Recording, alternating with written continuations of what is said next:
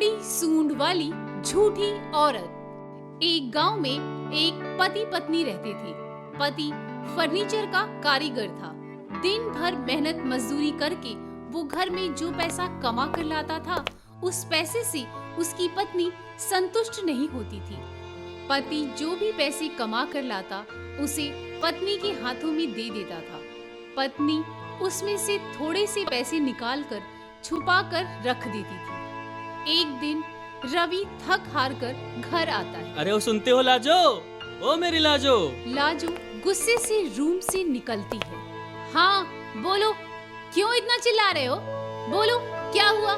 रवि लाजो से डरता था क्योंकि वो मुंहफट और झगड़ालू किस्म की थी। नहीं, ऐसी कोई बात नहीं है, मेहनत करके आया हूँ, थोड़ी चाय पिला दो। हाँ, मैं तो नौकरानी हूँ ना, तुम्हारे काम के लिए हमेशा तुम्हारी सेवा करती रहूं। ठीक है, तुम बैठो, मैं लाती हूँ। लाजो अंदर चाय लेने के लिए चली जाती है। देखो, आज की कमाई टेबल पे रख दिया, फिर मत कहना। लाजो चाय बनाकर लाती है और टेबल से पैसे उठाकर गिनती है। उसमें से लाजो 200 रुपए छुपा कर रख देती। बस 400? इसमें क्या क्या खरीदूंगी? बाजार में कितनी महंगाई है। अरे मैंने 600 रखा था। तो क्या मैं झूठ बोल रही हूँ? अरे नहीं, मैंने कब कहा कि तुम झूठ बोल रही हो। और फिर दूसरे दिन घर में सुबह सुबह एक साधु बाबा आते हैं। माही, कुछ भिक्षा दे दो। लाजो बाहर निकलती है। क्या है, क्या चाहिए? कुछ दे दो बहन, 10-20 रुपया। अरे मेरे पास कहाँ है, तुम्हारे पास है तो तुम ही मुझे दे दो। तू झूठ बोल रही है। तेरे पास पैसे होते हुए भी तू नहीं बोल रही है। अपने पति से पैसे चुरा कर छुपा कर रखती है, झूठी कहीं की। आज मैं तुम्हें श्राप देता हूँ, तेरा मुंह हाथी के सूंड के जैसा हो जाए। तू खाना भी नहीं खा पाएगी, लोग तुझे देखकर हंसेंगे। अलख निरंजन बोलकर बाबा वहाँ से चला जाता है। अरे जा, तू मुझे क्या श्राप देगा? तेरे श्राप से मैं डरती थोड़ी हूँ, चल भाग यहाँ से। उसी रात पति पत्नी दोनों खाना खाने बैठते हैं। पति खाना खाते वक्त, अरे आज के खाने में नमक ज्यादा पड़ गया था क्या?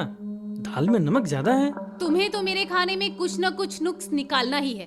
चलो चुपचाप खाओ। नहीं, ऐसी बात नहीं है, शायद मेरे मुंह का स्वाद ही बिगड़ गया हो। अभी तो बातें ना बनाओ, घर में कोई सब्जी भी नहीं है।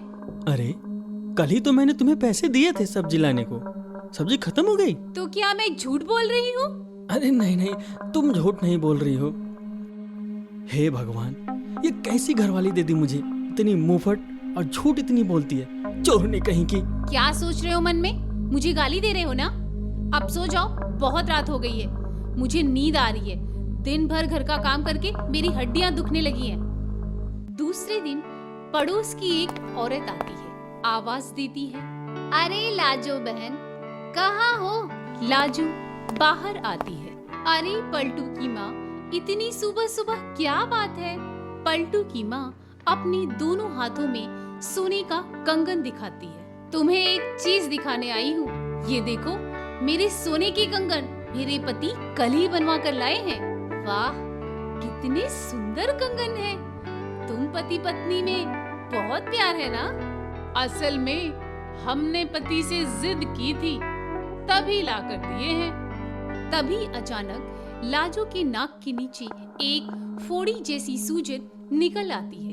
अरे ये क्या लाजो, तेरे नाक के नीचे? लाजो हाथ लगाकर देखती है, फोड़ी जैसी कुछ सूजन निकल आई है और थोड़ी देर में वो फोड़ी बढ़ती जाती है और वो बढ़कर हाथ के सूंड जैसा लंबा हो जाता है।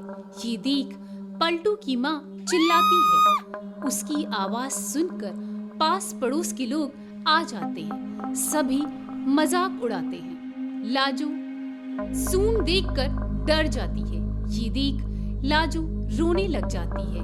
तभी उसका पति बाहर से आता है और देखता है आंगन में लोगों की भीड़ लगी हुई है। वो करीब जाता है तो देखता है कि लाजो रो रही है और उसका पूरा चेहरा फूला हुआ है और सूंड लटक रहा है। अरे क्या हुआ लाजो? लाजो रोते हुए अटक अटक कर बोलती है। कल एक बाबा आए थे, भिक्षा मांग रहे थे। 10-20 रुपए दे दो।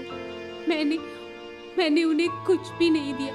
मैंने कहा मेरे पास एक भी पैसे नहीं है। ये सुनकर बाबा क्रोधित होकर बोले, तू झूठ बोल रही है। तू एक झूठी औरत है। और फिर श्राप दे देते हैं। अच्छा, तो वो बाबा जो पहाड़ी के पीछे रहते हैं? हाँ वही। फिर दोनों जंगल में पहाड़ी के उस पार चलकर बाबा के पास जाते हैं। बाबा हवन धूनी लगाए पूजा ध्यान में बैठे रहते हैं। पति पत्नी दोनों बाबा के पाँव में गिरकर बाबा से रोते हुए माफी मांगते हैं। बाबा आंख खोलकर दोनों को देखते हैं और लाजो को देखकर पहचान जाते हैं। तो यहाँ क्यों आई है? लाजो रोने लगती है। बाबा, ये मेरी पत्नी, इसकी गलती के लिए मैं आपसे क्षमा चाहता हूँ। तुम्हारी पत्नी ने मेरा घोर अपमान किया था, इसीलिए मैंने अभिशाप दिया था।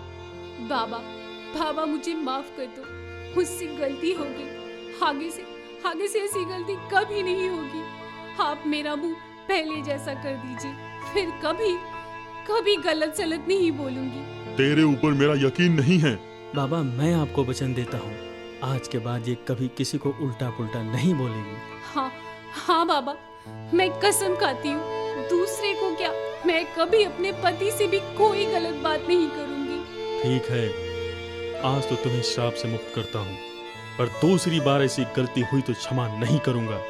और फिर बाबा हवन की धूल लाजो पर फेंकते हैं और फिर लाजो का मुंह पहले जैसा हो जाता है। तो देखा भाइयों और बहनों, कभी किसी से गलत और झूठी बातें नहीं करनी चाहिए। लाइक, शेयर एंड सब्सक्राइब काबू टीवी।